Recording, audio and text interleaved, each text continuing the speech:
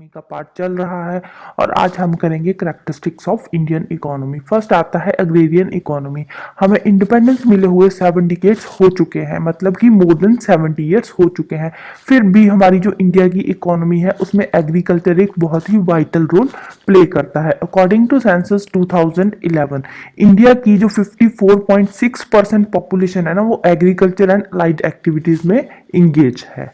Next आता है mixed economy. India की जो इकोनॉमी है वहां पे पब्लिक सेक्टर भी है और प्राइवेट सेक्टर भी है, दोनों का मिक्सचर है। मींस के इंडिया की इकोनॉमी मिक्स्ड इकोनॉमी है।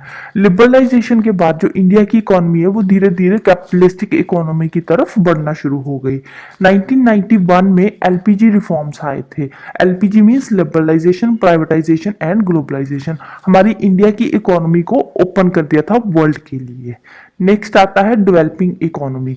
अब जो इंडिया की इकोनॉमी है वो डेवलपिंग इकोनॉमी है। अब कैसे पता चलता है वो हम कुछ फैक्ट्स अभी पढ़ते हैं। फर्स्ट आता है पॉवर्टी, जो बुक में दे रखा है, मैंने यहाँ पे नहीं लिया। क्यों? क्योंकि जो पॉवर्टी है ना, पॉवर्टी में बहुत सारा डाटा दिया हुआ है और वो जो डाटा है ना बुक में वो पुराना है, अभी लेटेस्ट अपडेटेड डाटा नहीं है, इसलिए मैंने पॉवर्टी वाला यहाँ पे पॉइंट स्किप कर दिया। नेक्स्ट आता है level of unemployment is high. India में जो अनएम्प्लॉयमेंट है ना वो बहुत ही ज्यादा है और जो अनएम्प्लॉयमेंट है वो है मेनली स्ट्रक्चरल नेचर का। क्यों? क्योंकि जो इंडिया की जो प्रोडक्टिव कैपेसिटी है ना वो इतनी ज्यादा नहीं है कि वहां पे sufficient number of jobs create की जा सके। तो इसलिए जो इंडिया के रूरल एरियाज है ना वहां पे मेजर प्रॉब्लम क्या आ रही है कि रूरल एरियाज में डिसगाइज्ड अनएम्प्लॉयमेंट है। डिसगाइज्ड अनएम्प्लॉयमेंट क्या है कि एक पर्सन जिसकी प्रोडक्शन कैपेसिटी ज्यादा है बट वो उतना कर नहीं पाता। मींस की से फॉर एग्जांपल अगर हम एग्जांपल ले तो एक इंजीनियर बंदा है और वो क्लर्क लेवल की जॉब कर रहा है, तो एक पर्सन उसको एम्प्लॉयड कब बोलेंगे? हम कैसे पता करेंगे कि कोई पर्सन एम्प्लॉयड है? कोई भी पर्सन जिसको साल में 273 डेज काम मिल रहा है, वो काम कर रहा है 273 डेज और एक दिन में 8 घंटे उसको काम मिल रहा है, उस पर्सन को हम बोलेंगे कि वो एम्प्लॉयड है, राइट? तो इंडिया में सेविंग्स जो है वो बहुत ज्यादा कम है, लो सेविंग्स है इंडिया में, जिसके चलते हुए जो नेशनल इनकम है इंडिया की वो भी बहुत कम है और जो कंजम्पशन एक्सपेंडिचर है वो बहुत ज्यादा है इंडिया का। अब लो सेविंग के चलते हुए कैपिटल फॉर्मेशन कम हो जाती है। अगर हमारे पास सेविंग्स कम होएगी तो हमारे पास पैसा भी तो कम आएगा ना। तो अब पैसा कम आएगा तो पैसा, अब अगर प्रोडक्शन करनी है तो प्रोडक्शन के लिए कैपिटल चाहिए। प्रोडक्शन के लिए कैपिटल एक बहुत ही इंपॉर्टेंट फैक्टर है। तो कैपिटल क्या होता है इकोनॉमिक में? इकोनॉमिक टर्म में कैपिटल का मतलब होता है पैसा, राइट? तो प्रोडक्शन करने के लिए कैपिटल चाहिए। अब कैपिटल हमारे पास है नहीं है तो प्रोडक्शन नहीं होगी, प्रोडक्शन नहीं होगी तो एम्प्लॉयमेंट जनरेट नहीं होगी, राइट? अब इंडिया जो है वो वर्ल्ड का सेकंड मोस्ट पॉपुलेटेड कंट्री है अकॉर्डिंग टू सेंसस 2011, राइट? अब फर्स्ट कौन है? फर्स्ट है चाइना। चाइना में सबसे ज्यादा पॉपुलेशन है, ठीक है। सेकंड आता है हमारा इंडिया और बहुत ही जल्द हमारा इंडिया चाइना को भी क्रॉस कर जाएगा, राइट? तो 2001 से लेकर 11 तक जो हमने देखा उसके अकॉर्डिंग जो इंडिया में पॉपुलेशन इंक्रीज हुई है वो हुई है 17.69%, right?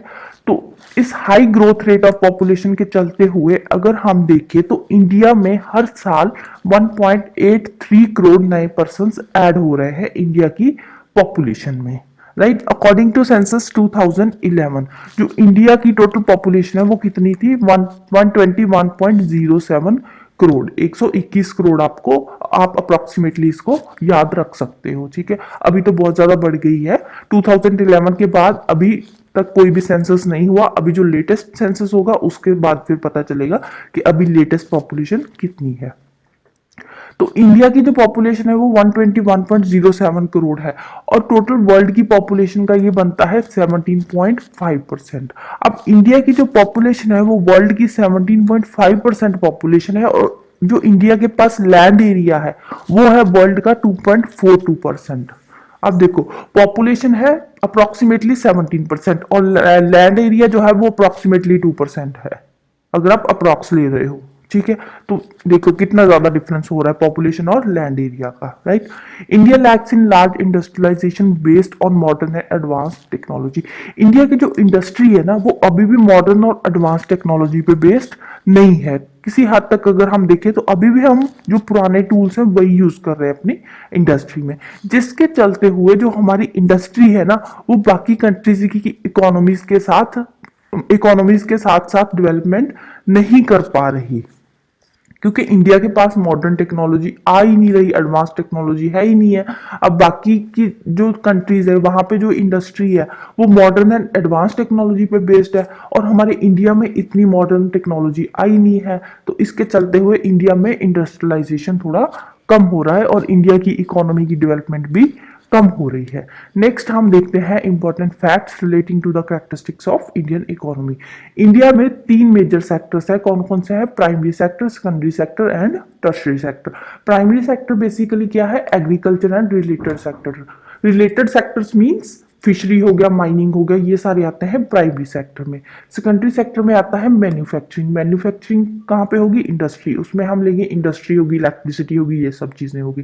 Tertiary sector means service sector. Service sector means business कर रहे हो आप, ट्रांसपोर्ट का कोई काम कर रहे हो, कम्युनिकेशन कर रहे हो, ये आता है टर्शियरी सेक्टर में।